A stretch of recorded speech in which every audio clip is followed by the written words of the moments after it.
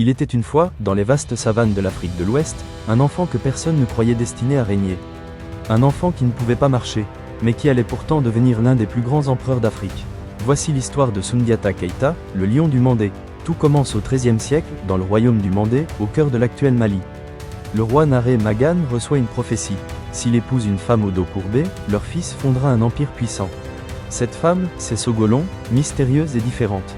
De leur union naît un enfant, Soundiata. Mais il est infirme. À 3 ans, il ne parle pas.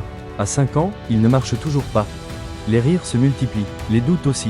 Comment un tel enfant pourrait-il réaliser une prophétie si grande? Sogolon et son fils sont rejetés, moqués par la cour. Pourtant, elle garde la foi. Et un jour, tout change.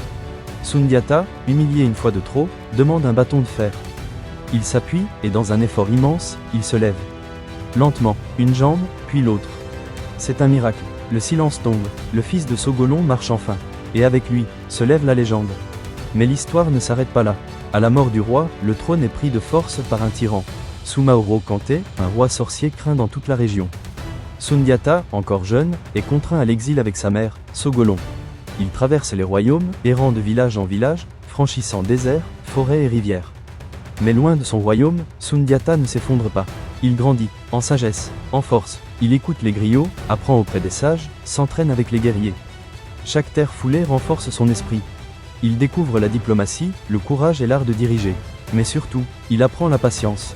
Pendant ce temps, au Mandé, son peuple souffre sous la cruauté de Soumaoro. Les villages brûlent, les voix se taisent, l'espoir s'efface peu à peu. Mais les anciens se souviennent. Ils se rappellent la prophétie. Ils se rappellent de l'enfant qui s'est levé contre toute attente. Alors, ils envoient des messagers à travers le désert. Soundiata, devenu homme, revient. Non plus en fugitif, mais en chef. À ses côtés, une armée d'alliés, de nobles, d'anciens ennemis unis sous une seule cause, libérer le Mandé. La bataille de Kirina est épique. Soundiata affronte Soumaoro, sorcier et tyran.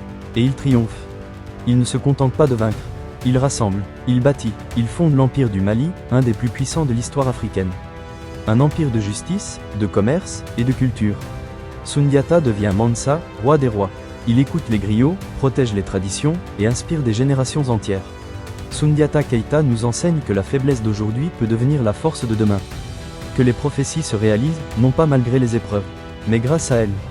Il était un enfant que personne ne croyait. Il est devenu une légende que personne n'oublie. Et toi, quelle est ta légende à écrire ?